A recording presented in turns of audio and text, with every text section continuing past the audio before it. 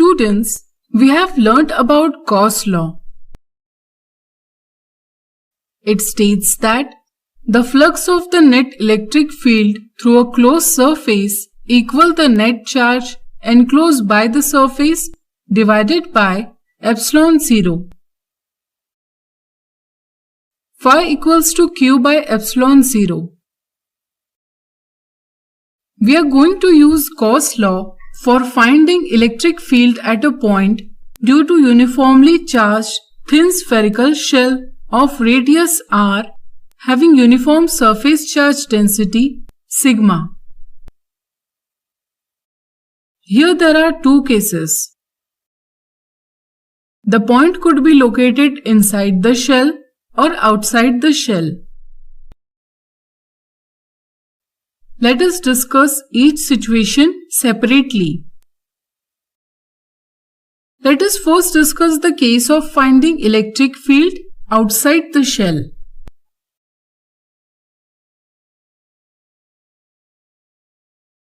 Consider a point P outside the shell. Vector r is the position vector of the point P from the center of sphere. To find electric field E at P, we will consider a spherical Gaussian surface passing through P. All points on the sphere are equivalent, and so magnitude of electric field at all such points on sphere must be same, and the direction is along the radius vector at every point. Consider a small area element delta S on the surface.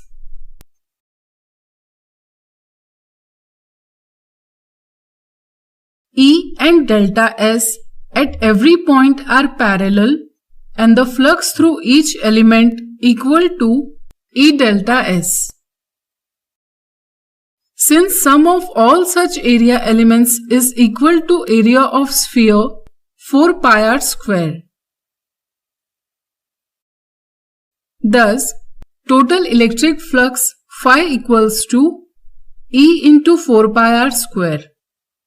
Let's call this as equation number 1.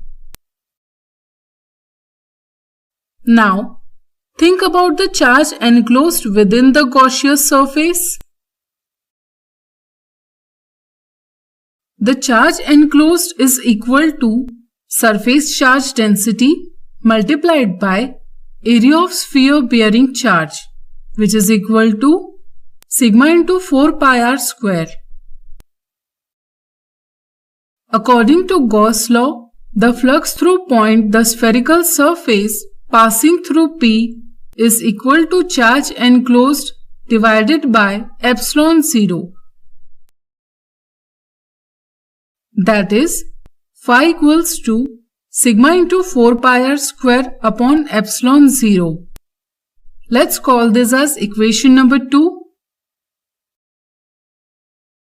Now equating equation number 1 and 2, E into 4 pi r square, which is equal to sigma into 4 pi r square upon epsilon 0, where 4 pi cancels each other. E equals to sigma upon epsilon 0 into capital R square upon small r square. Let's call this as equation number 3.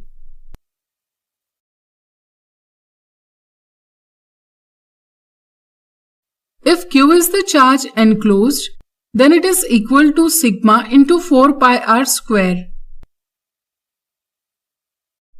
With this, equation 3 can be modified as E equals to Q by 4 pi epsilon 0 into r square. In vector form, the same can be expressed as E equals to Q upon 4 pi epsilon 0 into r square into r cap.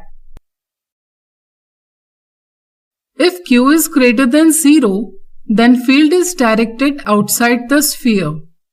And if Q is less than 0, then the field is directed inside the sphere. What if the point is inside the shell?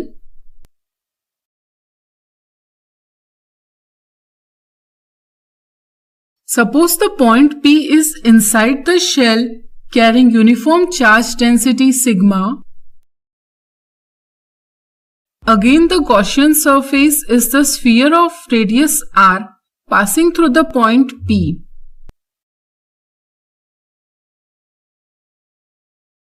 In above section, we already calculated electric flux due to uniform charge bearing spherical shell. That is, phi equals to E into 4 pi r2. Let's call this as equation number 1. Since the Gaussian surface encloses no charge, therefore, according to Gauss law, flux through the Gaussian surface is 0. Phi equals to 0. Let's call this as equation number 2. From 1 and 2, E into 4 pi r square equals to 0. The field due to uniformly charged thin shell is 0 at all points inside the shell. So I hope you understood both cases very well. Thanks for watching.